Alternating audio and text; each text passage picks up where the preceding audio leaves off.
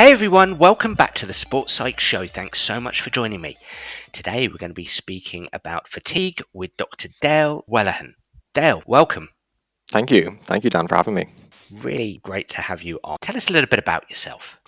So, my own background, Dan, I trained as a physiotherapist way back when, and I did some work within the sports physiotherapy field, particularly with the Gaelic Athletics Association, which is our national sport in Ireland. So, worked as a sports physiotherapist for um, Gaelic football and also for hurling, which is two different types of sports within the GAA, Yep. and worked, I suppose, part time as well as a physio during my PhD, which was in the behavioral sciences, exploring the relationship between fatigue, sleep deprivation, and performance in high performance professions. So, the primary focus of my research was looking at surgeons and how surgeons experience fatigue, what causes that, and how we can look at other industries which have traditionally looked at fatigue risk management like aviation and how they might apply within the high performance field of surgery, but also looking at the other end of the continuum like thriving and how elite sport has created thriving states within their players and how we might apply that in occupational professions as well.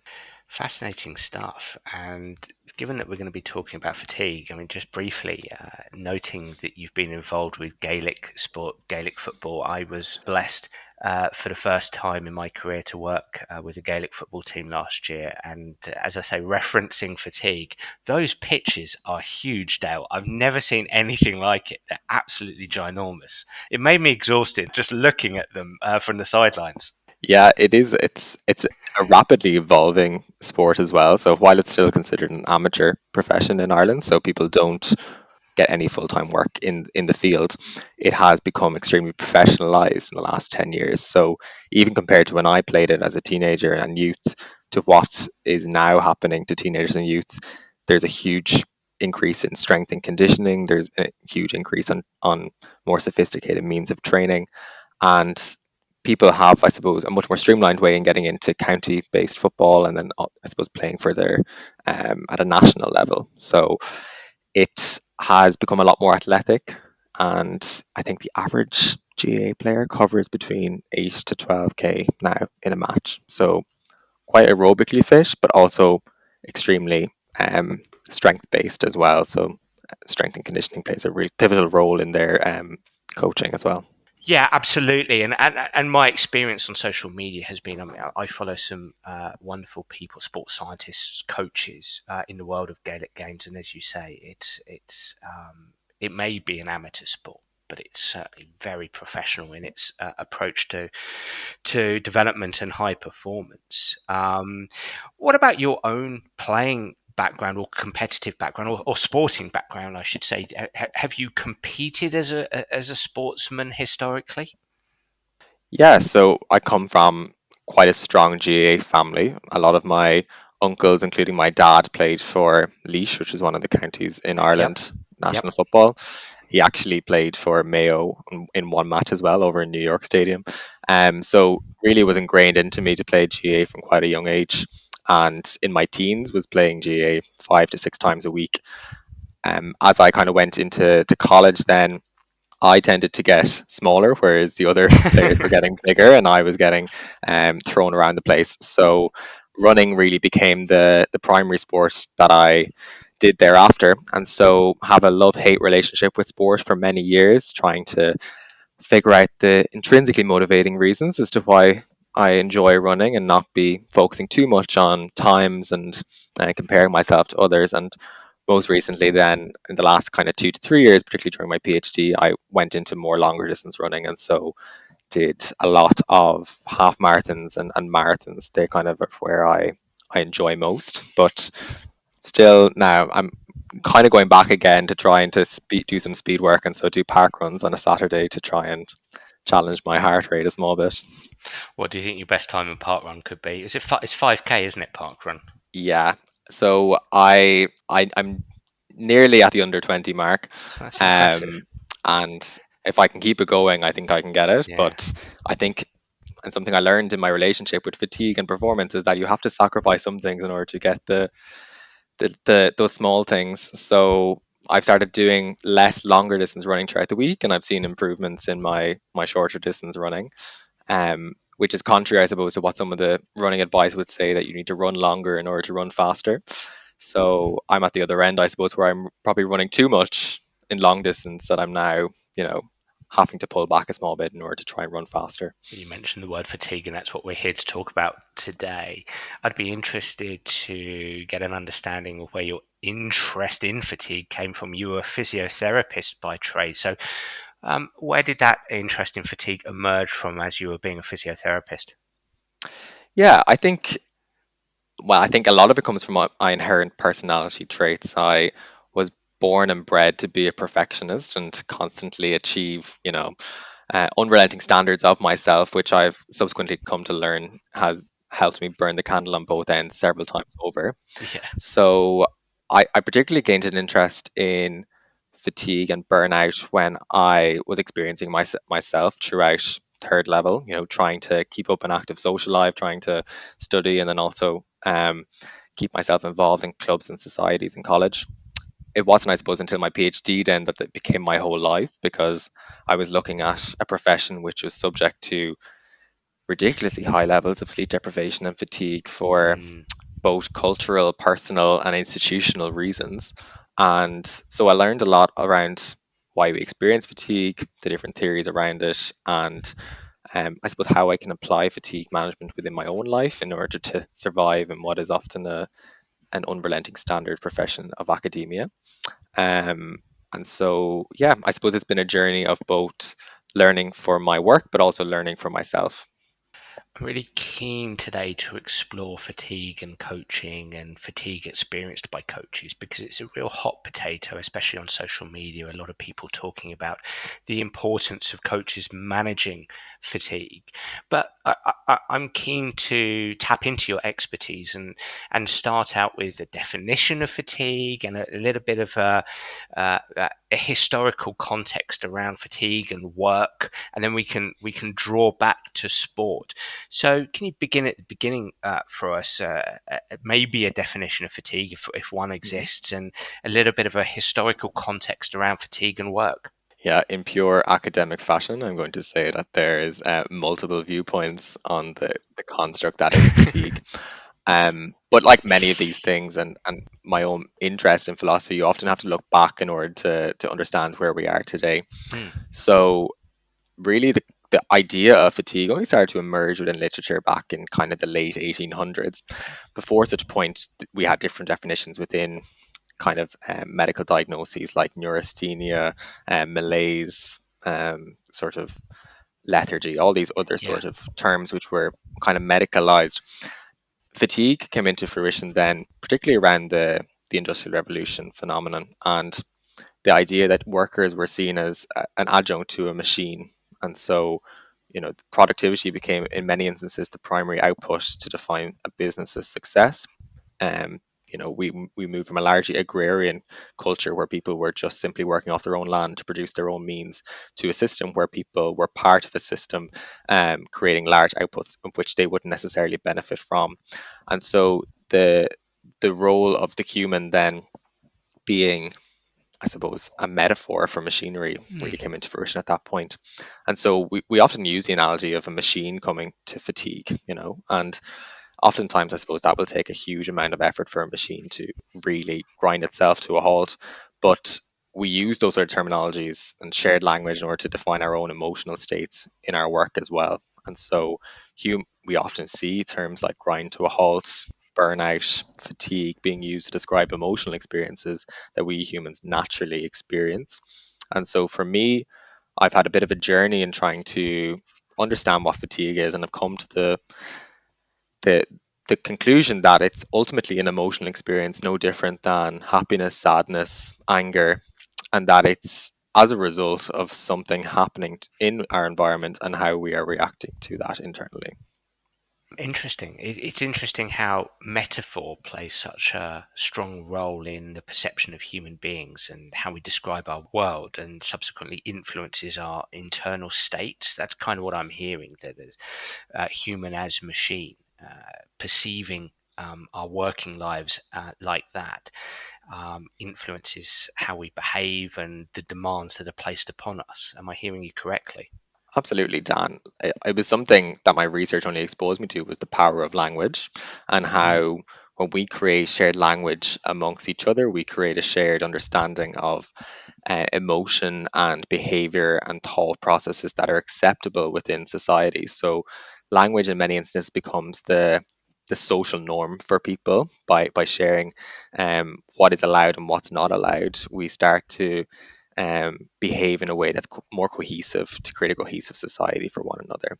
And I suppose the most drastic example of this, there was a really brilliant book called How Emotions Are Made that speaks around how Western, society's definitions of emotions aren't completely generalizable. So you can go to tribes within the Amazon, and the facial expressions that we use to define anger don't translate across to those tribes at all. So in many ways, then language and emotional experiences are created by the tribes in which we all live in. How Emotions Are Made by Lisa Feldman Barrett. You'll be That's the one. Yeah. delighted to hear that Lisa's been on the show. Oh, Yeah, brilliant. Yeah. Groundbreaking and life-changing book to read. just incredible book, and it's a book I actually recommend to everybody, Yeah. every organisation that I consult with, because I think it really gets you seeing the role of emotion and how emotions are made, as the title suggests, Yeah. in a completely different fashion. So, can you take us through your PhD a little bit? So, you've given us a bit of a background to fatigue, and you've alluded to studying surgeons. But can you give us a sort of a whistle stop tour of your PhD in order to gain a bit more of an understanding of fatigue in the workplace? Yeah, absolutely. So I started my research, and my supervisor was a surgeon by background himself, and so Okay. we were particularly interested in the first instance on how on-call models can actually influence on states of sleep deprivation within the surgical profession, because that's what all of the literature out there was saying. We have things like the European Working Time Directive and these guidelines in America, which limit the amount of hours that medical residents should be working, but they're often broken. So we wanted to create, I suppose, an evidence base to say that, you know, our surgeons who are working 24 hours plus are going to be sleep deprived, and that is going to impact on their performance. And so our first study was actually, after conducting a review of the literature, we looked at different on-call models within one of the major hospitals in Ireland, and we used EEG on our surgeons before going on call and after being on call, and we linked them to different performance measures. And what we found was that before even going on call, our surgeons were entering in at earlier levels of sleep than would be predicted of normal values.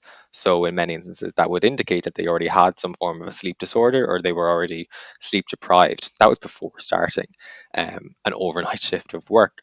Obviously, that was exacerbated in a post-call state, and the links then to performance were that we saw much bigger decrements in aspects of cognitive performance, so things like decision making, attention, vigilance, but actually impacts as well on aspects of technical performance as well. So obviously surgical is a highly complex and technical profession. And while we did try, I suppose, to separate those two aspects of performance in reality, and simulation can only show so much. In reality, you're often using your cognitive and your technical skills in dual with Yeah. one another. The last aspect that we looked at was actually effective performance. So, how was emotional regulation impacted by sleep deprivation as well? And so that was completely a new aspect of performance to look at within surgery. And what we found was that all of those parts of the affect were being worsened in sleep deprived states. And so we basically tried to pull all of those performance together, and we saw that surgeons were much more likely to use heuristics, the rapid kind of decision making, in an incorrect way when they were sleep deprived, which would lead obviously to poor outcomes in decision making. And then we also tried to look at what were the causes of fatigue beyond, say, on call work within surgery and sleep deprivation. And what we found, we opened Pandora's box essentially and found, okay, on call work seemed like the simple solution. And while it is a big problem, you have huge personal, environmental, team, organizational, national based variables which are also contributing to these states. obviously a PhD is quite specific, and so what we ultimately ended up doing was trying to define a behavior change intervention which was going to look at what was modifiable in the context of our research, which brought us to a point of doing an education and coaching based intervention with our surgeons. And we pulled in the expertise then of aviation and human factors psychology and elite sports psychology, um, Dan Brown in the University of Portsmouth, to try and look at that. And while fatigue was the concept we were interested in, I was also equally interested in, well, what does the thriving surgeon look like? And so we tried to explore whether an education and coaching based intervention could both reduce fatigue but also increase thriving in surgery. And our preliminary results would suggest that. Can you take us through that intervention? Because I suppose sitting here listening to you, I'm just thinking, well, just the surgeons need to do less surgery and they just need time off. That's surely the obvious go-to solutions here. I'm guessing it was a little bit more complex and nuanced than that. We've had Dan Brown on the show before, actually talking about thriving. So I'd be really interested to dive into what those behavioral interventions look like, because I'm quite scared here in terms of the prospect of being under the knife with somebody who's quite tired and exhausted. I'm hoping those behavioral interventions will work. Yeah, well, look, I want to say outright, Dan, that they're not enough. And Great. we're definitely seeing healthcare systems under severe strain at the moment, you Yeah, know, of course. yourself within the NHS and ourselves within the HSC in Ireland. So there is huge burden expectation being put on healthcare workers, Mm, particularly exacerbated by the pandemic. mm, And I don't want to suggest that behavior change interventions at the personal level will alone help resolve some of these issues. But I think you need to look at, similar to, I suppose, how Stoic philosophy would look. You know, you need to look at what's outside your control and what is within your control, and ultimately only work within that sphere of influence. And so, what we did was get some education from Dan Brown, from Eva Doherty in Human Factors, from Niall Buckley from the Irish Air Corps, and they basically, I suppose, broaden the perspectives of how performance is looked at within different industries and how surgery could learn from some of those different performance management strategies. We then did a coaching intervention, which was independent of the surgeons themselves. So, as a profession, it's very hierarchical. Oftentimes, mentorship is done by someone more senior to you, and historically, the profession has been white, male, and from middle to upper class backgrounds. And so that model of mentorship was, I suppose, creating and exacerbating a culture and making it harder for diversity and equality or any change to come into the profession that might be needed. So, an independent coach who did lifestyle and executive based coaching with these people um, basically ask them, you know, what's causing you to feel fatigued, what's causing you to be sleep deprived, beyond, say, the on call rota. And they worked individually then with that coach across 3 to 4 sessions over across a few months. And we assessed pre and post then a battery of different assessment measures from fatigue, sleep deprivation, performance measurements, thriving measurements. And what we saw was not just a perceived improvement in their performance as a surgeon, but actually the use of psychological skill in the workplace. So more positive self-talk, more positive use of imagery in the workplace, and actually starting to use those principles of psychological intervention that are often used within elite sport and trying to apply them within their own profession. And so all of them found the intervention very positive, beyond just, I suppose, their perceived reduction in fatigue and increased utility to be able to access thriving. They said that this is something that could also challenge some of the cultural norms within the profession around overworking, around always seeing to be on, as being somehow godlike within the healthcare sector, that it's okay to actually pause and to reevaluate your performance and, you know, take a step back from this cultural weight that says you must work harder, work longer in order to be the best surgeon, and say, well, actually, that's not what other high performance industries are saying. They're saying you must step back, you must pause, you must rest, you must recover, and you must fail and you must fail better. So it was a completely different mindset shift for them. And I hope that, you know, future surgical training will begin to incorporate some of these principles of high performance.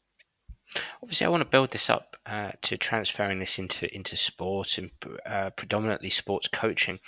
But there's a few things listening to what you're saying I think are really interesting. I think there's an assumption, or there could be an assumption made that a profession like being a surgeon, you'd know about mental skills or mental techniques such as positive self-talk and imagery. But actually, if you sit down and think about it for a few seconds, that doesn't necessarily add up. That, your training, your expertise is in the complexity and nuances of surgery, and you're a medical doctor, but you don't necessarily get those mental techniques. You get training in mental techniques to become mentally skillful. So that's, I think, really, really interesting. Yeah, I mean, there is huge talk within surgery around building resilience, building grit, terms that are often used within the sports psychology space as well. But I think that there is a misconstrued understanding of what those constructs actually mean. So there's a disproportionate amount of weight placed on individuals within the system to build resilience, i.e., to continue to withstand increasing pressures which are beyond individuals' capabilities, and for that to be put down to individual resilience. Grit, then, in particular within the healthcare literature, has only been explored within surgery and some of the other highly specialized parts of medicine. So it hasn't been looked at in any other healthcare professions. And I think that that comes from this viewpoint that surgery is somehow harder and will continue to always be harder, and that one must go through a baptism of fire in order to make it as a surgeon. And surgeons do tend to exhibit high levels of grit, but I don't think that that's necessarily without consequence to their own positive mental health and physical health. Yeah, it's really interesting. And we've had some fascinating conversations with Dr. Mustafa Sarkar for Nottingham Trent University around resilience and the nuance and the complexity there. One thing that sprung to mind as you were speaking was this notion of taking time off, stepping back. I mean, I'm assuming as a surgeon that's just not possible, especially in the current climate, and that finding those subtle and mini moments to seek skills in order to restore oneself, replenish energy, etc., etc. I assume that was something that was really the end result here. That surgeons were looking for ways to restore energy, to take mini breaks, rather than we can afford to step back here for a day, 2 days, a week. They just can't afford to do that. Yeah, well, I think that hopefully in the future, if we get better workforce planning within healthcare systems, we will be able to have that broader conversation. But yes, within the context of this research, what could surgeons do within a system that, if they don't find ways, they will break? So, what we found was actually there was a bias when we asked surgeons to look at performance and define performance in surgery. There was a bias to just looking at technical performance, and that's because a huge amount of their profession is and professional success is defined by that. But actually, if we really look at how can we accelerate technical performance learning, you need to look at things like cognitive and affective aspects of performance because they play such a confounding role in the acquisition of learning, the retention of learning, all of those sort of things. And even beyond that, within the operating theatre, technical skill alone is no longer seen as proficient for a surgeon. It's all of those sort of non technical skills like communication, teamwork, self awareness. Like these are all the things which are causing error within surgery. And there's a growing need in order to look at those non-technical skills and how we can address them. So our surgeons didn't necessarily feel that their performance was impacted, but you don't need to live under a rock to know that there is a cult of personality of the surgeon and that they often are perceived as narcissistic, that they have high levels of psychopathy, similar to levels of CEOs. And so these are kind of well defined personality traits within the profession. So if we're defining those as, you know, professionally competent, um, how are we ever going to change the profession if the mentorship within the profession is cultivating that and promoting it even? Retaining a lens of the world related to technical development as a one size fits all, as a one stop solution for improvement, probably is a neat segue onto sport, because that's what sports coaching tends to, and I think it's improving, but tends to be socialized into, which is uh, the number one go-to is technical, tactical, and I suppose physical Yeah. development, rather than necessarily looking at mental, psychological, Hmm. biopsychosocial solutions. A really good example of that, Dan, is like, yes, you might be the best football player, but if you're losing your cool in every match and you're getting sent off, what good are you to your team? So part of your performance is actually emotional regulation, and if you just have a bias to building technical skill, that's not enough anymore. Yeah. Yeah, well, I mean, the evidence is all around us. For me personally, the evidence is all around me in my consultancy practice, and I think across the industry. Whilst the industry is becoming more open to the notion that psychosocial interventions are very, very useful, important, there's still the eye, both eyes are firmly fixed on technical, tactical, and physical solutions most of the time, or at least first before any psychosocial solutions. But with that in mind, I mean, sort of broad brush statements here. But if you've got two types of coaches, you've got the ambitious professional coach who feels like they have to work 12 to 15 hours a day in order to, I suppose, be the best that they can be for the individuals that they're coaching, for the team that they're coaching, but exhaust themselves as a consequence. And then you've got volunteer coaches who work long hours in their personal jobs, have more often than not got families and young families, and then they've got twice a week where they're going from work out to the football, the hockey, or the pitches, or the rugby pitches, the basketball courts, and so on and so forth. And they're exhausted because their lives are full. You've got these, as broad brush statement, but these two types of coaches. Um, I suppose my opening question here would be everything that you've researched and everything that you know about fatigue. What advice do you have for them? Yeah, it's a good question, and I think there's two different things happening with those two types of coaches. In the first coach instance, you obviously have someone who is very motivated to try and achieve something, and is probably being financially rewarded Mm, in order to do that. But like many things, and much of the research is suggesting now is that high performance is both performance plus recovery. So following the science behind, our biological and neurochemical makeup is important if you want to actually achieve quality output as opposed to quantity of output, which is what coaching is all about. Obviously, you want to make it the moments that matter, your message to land. And if you are exhausted, you know, your communication is not going to land. Your brain is not going to be accessing all those creative parts that it needs to be accessing.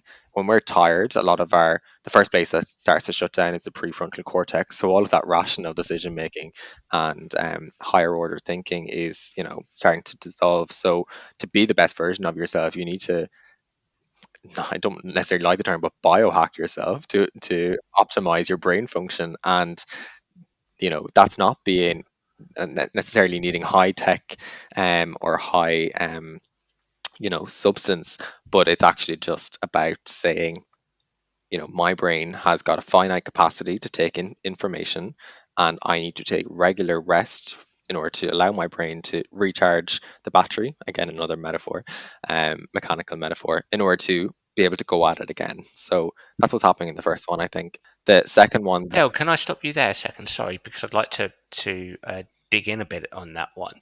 So, what can that look like? For example, you've got, I don't know, let's go to the very top of, let's say, football, a modern day manager, Premier League manager who, as I say, feels compelled to be at the club for 12, 15 hours, be at their desk, spend a lot of time with their players.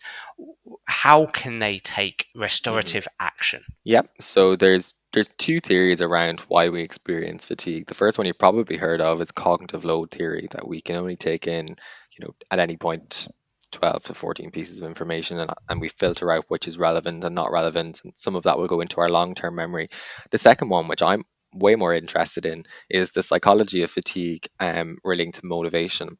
And so Professor Hockey, based within the UK, actually developed this quite a lot over the last 10 to 15 years, and it hasn't gained as much traction as I think it has potential to. He says that the minute we start a task, we start to, you know, increase in levels of fatigue to a certain degree. So the Okay. first phase is really that small little nudge of like, okay, I'm a small bit tired, but I'm increasing my attention in order to maintain my performance. The longer we continue on at a task, then we will enter into the second phase, which is kind of a subjective strain. So that's when we start to say, okay, 25 minutes into a task now. I'm starting to really feel a little bit tired.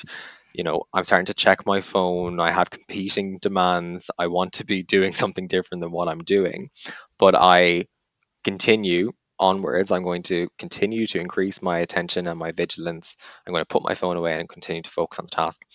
And at that point, then we experience both a higher level of fatigue and also a small lag in performance, but we counteract that then by increasing our vigilance even further. We continue on the task then until 25 to 40 minutes. And that's when we start to say, okay, now I'm starting to feel really tired. And it's high levels of fatigue, and performance is really starting to wane and drop at this point. S- Finally, then, if we continue to push on, say we have a deadline, we will enter into what's called disengagement. So we will actively, um, fatigue is a voluntary increase in vigilance, but performance decrement then is the absence of um, voluntary control to maintain performance. So we no longer have any energy left in the tank to maintain our performance. And so we experience high fatigue and high performance decrement. And that spirals into longer term issues then around burnout, and the more complex diagnosis of burnout and how that influences to the work environment and stuff as well. The, the opportunity exists in breaking that cycle earlier on in the Mm. continuum. So you say to yourself, okay, I'm a small bit tired. I can continue on with this task because I need to finish this task, but I'm going to build in time to recover for 20 minutes hereafter. I'm going to go and do something completely different. And active recovery is best how we do that. So we might do a walk, we might, I don't know, put something on our iPod and dance around the room. Like Yeah. it's about doing something that's completely different to what we're doing. So we're activating a different part of our brain and allowing that other part of our brain to recuperate. Um, and one of the other variables at play here is that if you are very intrinsically motivated by the task that you're doing, which in many instances sports Mm. players and sports coaches can be, you have the opportunity to, um, you know, continue on with a task, knowing that yes, I'm, I'm, I'm at risk here of high fatigue, but I actually might have the opportunity as well to go into flow state, so the state of optimal performance. And how you do that is you create an environment and you create personal skills to know when you're tipping yourself into flow versus when you're tipping yourself into fatigue. And what allows the development of those things is obviously a lot of self work, but also doing something that's very intrinsically motivating to you. But similar to both, whether you experience high fatigue or high flow, you are going to experience fatigue after effect. So you need to, if you're doing something that's very demanding of you for an hour, you should be putting in an hour's worth of rest thereafter as well. So that's I suppose the equation to optimal performance. If I'm hearing you correctly, because this is interesting, you do get a lot. When I've addressed this with some coaches, often the response has been, "Yeah, but I just love this. I love doing this, so I do it." But listening to you, what I'm hearing is you will likely be able to sustain your effort for longer if you have that sense of intrinsic motivation, if you love doing, if you're engaging the act for the sake of the act itself, if you love what you're doing. Hmm. However, being a human being, it would be worthy of still noting that the time that you're putting into this activity, you may be entering a flow state, you may be loving it, you may be immersed in what you're doing, but you are still depleting, I don't know, let's say stores of glucose and sugars from the front part of your brain. And so Mm. subsequently, you will, as much as you love it, as much as you're absorbed in it, there will be a time where you will function less optimally as a consequence of that immersion. Would I be hearing you correctly? Yeah, absolutely. I think you've summarized that really nicely. And I think there's opportunity for people here, people who love the work that they do. They might be getting into these states of microflow in doing aspects of their work, but actually by both crafting the work that they're doing, but also crafting the environment and all the work or all the non-work around their work, they can actually access greater macro flow states. So we Mihaly Csikszentmihalyi, who's obviously the Yeah. founder of flow as a concept, spoke about these ideas of autotelic personalities, who are people who are just able to be in constant states of optimal performance, but they know the intrinsic role that recovery plays in accessing nearly flow as a personality trait. And of course, many coaches will push back and say, yeah, but we talk about an hour of work and an hour of rest, but I don't have time for that. I'm getting mini moments of thriving, mini moments of restorative action. It's just trying to find 2 minutes here, 3 minutes there, 5 minutes here, 10 minutes there. Is that really how coaches should look at it? Yeah, I think, depending on the level of autonomy that the coach has over their own level of self-determination, that will play an important role here. So, if you are working a relatively strict time schedule, and you have time demands placed on you, then yeah, maybe it is those smaller moments, and just having those smaller moments. I think it's important that you need to build psychological capability to detach from the task that you're doing, and that's not an easy feat to do. So just stepping away from the laptop but actually thinking about the work you're doing, you're not actually going to recover at all. You need to really be able to switch from one part of your brain to another part of your brain. So that's, that takes a lot of training, a lot of skill, often influenced by really understanding how your brain works. So linking mindfulness and meditation and trying to understand yourself a lot. But then obviously for other people, people who are working those 12-hour days, I just don't see how all of us can't work less, and get the same amount of work done. The research would say that the average British worker has, I think it's 2.2 to 3 hours, between 2 to 3 hours of productivity in any given day. So anything else that you're doing outside of that time is not considered productive. So how can you be more lean and agile actually with the work that you're doing to produce the same quality output, um, but not necessarily have to spend as much time on it? And I know that coaching as well, it's not just about obviously um, quantity of output. It's often talking to people. It's often trying to build rapport, and some of these more untangible aspects of work as well.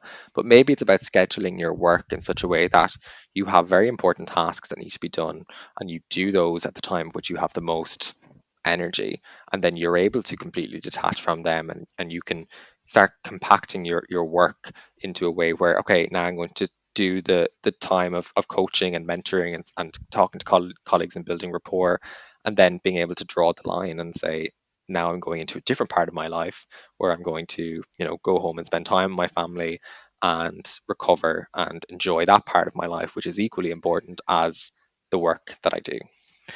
You're an advocate of 4 day working week. Would I be correct in saying that? Yeah, so I'm the CEO of the 4 Day Week Global, not for profit, which is the founding company of the concept of the 4 Day Week, and was founded in 2018, and I suppose has grown legs and significant movement in the last 2 to 3 years. And the UK itself actually will be publishing very positive findings of it at the end of February. Just return to coaching now, because as you were speaking, I'm thinking of different, I suppose, almost different occupations that participant coaches would engage with. So, for instance, those who are on a building site, those who are engaged in manual labour. What about physical work?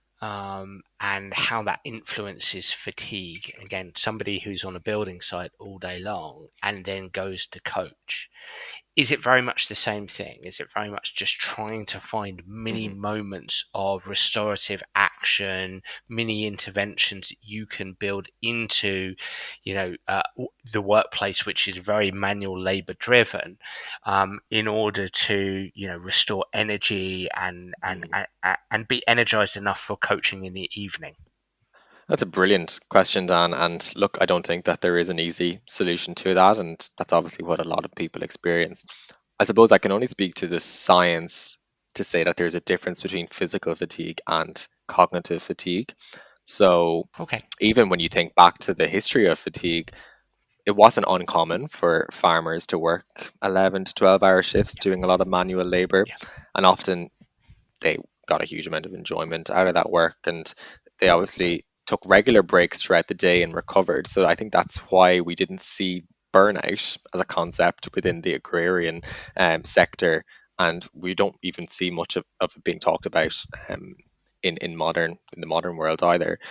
I think how it differs is that we have applied this principle that we can do a lot more with our bodies than what we can do with our minds. So our muscles can endure a lot more. You know, we could do 42 kilometers of running in a row, but we wouldn't be able to do an equivalent to our brain without completely exhausting ourselves and probably having some form of a breakdown. So we need to stop equating physical fatigue capability to that of mental fatigue capability. If the research is telling us that we only can do 2 3 hours of productivity, optimal productivity in our mental muscle, we should follow that. We shouldn't expect that we're able to do 8 or 9 hours of sitting down and concentrating. Um, so I think then if your work tends to be very laborsome and physical, it's a different part that's happening there. It's peripheral fatigue that's occurring as opposed to central fatigue, which is what mental fatigue is caused by. But I suppose maybe where some of the mental fatigue in those laborsome works come in is that they are long days, they are tiring, standing around, maybe doing repetitive tasks. So how might you bring some form of variation even within your workday that might reduce some of the cognitive fatigue? And then I suppose how can you build in some of those restorative moments in your workday for your cognitive fatigue as well. What is interesting, and we might touch on it, is the central governor theory, which I'm sure you've probably touched on before in sport. Tim Noakes' theory, yes. Tim knows, yeah, Yeah. about how actually we we physically think we reach a point of fatigue, but oftentimes it's our mental preservation. So it's our mind telling us we're putting the pause on now because we don't want you to go beyond repair. But people often break through the fourth wall, and that's how people finish marathons. They reach exhaustion, but they push past that and actually, find out that their body was capable of doing more than what their mind allowed them to realize. What's your thoughts on that? Because that's something the reading I've done, there is some controversy around that idea, and there are other sports scientists who have different theories. But Professor Tim Noakes, I think, is famous for that central governor theory. And I mean, did you have any thoughts yourself on that? Is it something that you believe in when you look at marathon runners that they're trying to? There's a central governor that's essentially, in basic terms, saying stop, stop, stop, and utilizing things like psychological tools like self-talk can potentially push you through that. Any thoughts? Yeah, I mean, I'm no expert on the relationship between mental and physical fatigue, but in my own personal experience, having done marathons, I have hit many walls where my mind has told me to stop, and my body just kept going, and I have 100% finished marathons feeling like I have emptied the tank both physically and mentally, and I've felt the Yeah. repercussions of that, and the recovery not just for my body but for my mind weeks after completing a marathon. So maybe it's an oversimplified model, but I think there's definitely some merit in it as well. I'd like to shift on to players, to competitors. I think this is an interesting landscape, and I appreciate that. I think probably a lot of the answers we've spoken about already, but you've only got to look on Twitter for a few minutes if you're a keen sports competitor or a coach, because the people you follow often put up memes around, the grind and hard work. And, for example, the late, great Kobe Bryant was renowned for suggesting that he used to get up at 4 in the morning. And I don't think it was a suggestion. He absolutely did. 4 in the morning, go to the gym and shoot hoops on his own for, a couple of hours. Grind, grind, grind, grind, work, work, work, work. You've got to want it more than you want to breathe. These kind of things that can messages from motivational gurus, which I actually think have their time and their place, those messages, because they can uh, uh, push you into action. They certainly do me at times. But those who are ambitious young competitors, 4 in the morning, as you've mentioned, the body can do more than the brain in many respects. It can exert more force than the brain. But what's your thoughts on when it comes to fatigue? What's your thoughts on that notion of grind and getting up at 4 in the morning and practicing all day? Any thoughts from you on that? Yeah, I suppose I can't speak to what a lot of these elite sports players support networks are like, but I I think that they have to be good because you need a high level of intrinsic motivation to do something like that. And I'm particularly fond of self-determination theory, which speaks that you need a high level of perceived competency, a high level of perceived autonomy, and a high level of perceived relatedness to people around you in order to build high levels of intrinsic motivation. But often those things can be thwarted by your environment and by your support networks. So if you if your environment has optimal conditions for you to be able to have all three of those in abundance, yes, I think you're going to have high levels of intrinsic motivation because you probably don't have to concentrate on a huge amount beyond just doing these very specific tasks. But that's not how the world works for the majority of people. And I think the expectation that that is the only way in order to achieve Mhm. success in your field is setting many people up for failure because um, some people are born a lot more fortune, some people acquire a lot more fortune throughout their lives. And that would be my view is that when we create this expectation that this is the only way to achieve success, um, we're we're putting this huge pressure on up and coming stars to say this is the only way to do it. And if your environment can't enable that, you won't achieve success. Yeah, I love everything you said there, but that last message I think is so, so important.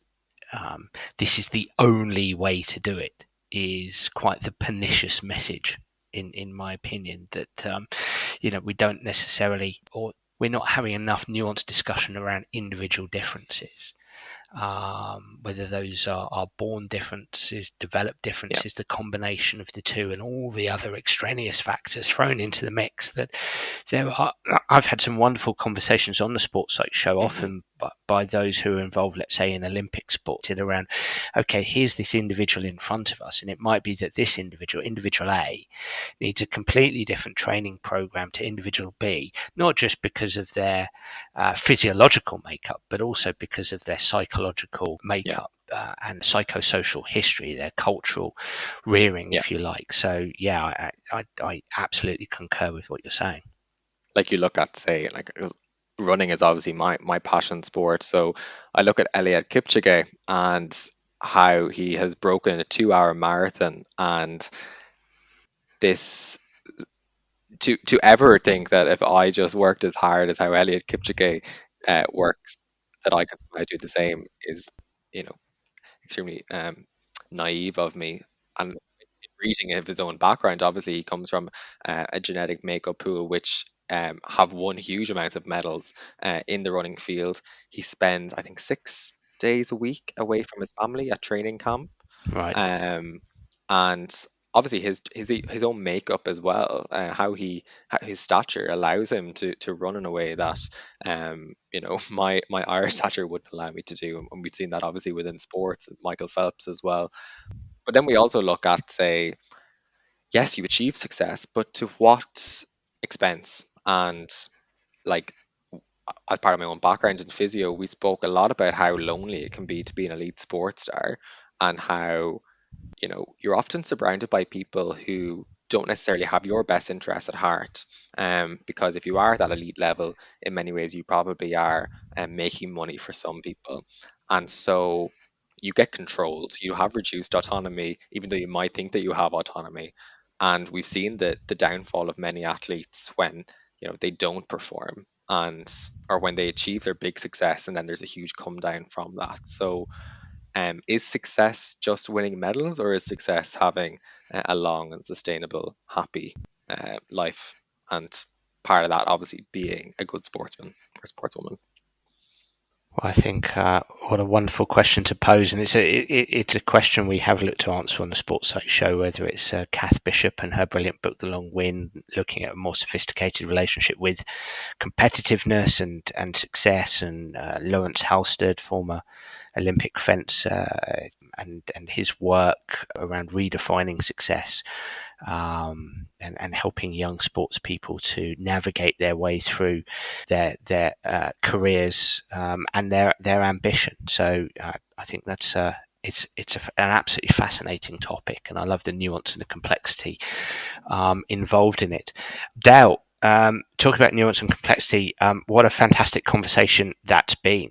How can people follow you, find you, and keep track of what you're doing? I know you're on social media, and if you do want to be contacted, how can they contact you? Yeah, thank you. And thank you, Dan. This has been a really interesting conversation and has brought me back to my own roots within physiotherapy, which I have huge passion for. And I'm always forever grateful to have that training within the field of health and well-being, and also to have met such brilliant sports people along the years. So thank you for allowing me to share some of those insights. Um, I'm on Twitter at Dr. Daleford, Daleford, and you can catch me on LinkedIn either. And I'm always kind of posting in this space of fatigue and performance, and particularly now the positive psychology space as well, which I think has huge opportunities within both the occupational and the sports field as well. So um, that's where you can find me. Absolutely, well said. Well, Dale, thank you so much for today. Thanks, Dan. Well, everybody, I really enjoyed that podcast, and I'd love to hear what you, the listener, think. So please do get in touch via Twitter or Facebook, or through my website, danabrahams.com, to tell me what you think of the Sports Psych Show. And if you do have any suggestions, I'd be delighted to hear them. I'm already looking forward to next week's episode. Bye for now.